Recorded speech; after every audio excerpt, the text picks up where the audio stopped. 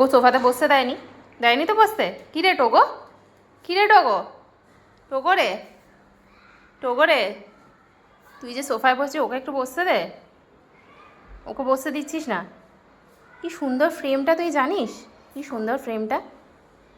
ওখানে ঘর ঝাড়ু পড়ছে বলে দুজনে সুন্দর করে এখানে বসে রয়েছে গুড বয়ের মতো। গুড বয় তো তোমরা, ভেরি গুড বয় তো। তো তো দেখতে পুরো টোগোর মতোই হয়ে যাচ্ছিস। আমরা কি করে ডিফারেন্সিয়েট করবো যে কোনটা টোগো আর কোনটা কুট্টুস?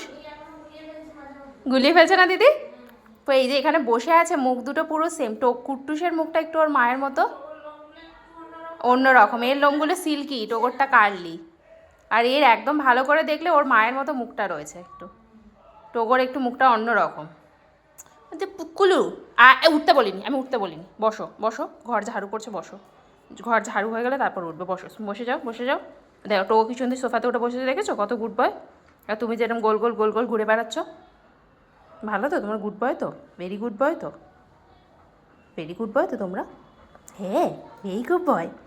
তো আমার আরও ভেরি গুড বয়, তোকে তো ভীষণ গুড বয়। তোকে তো নামবেই না যতক্ষণ ঝাড়ু শেষ হবে না, তাই না? আমি নীলিমাদিকে ডিস্টার্ব করি না।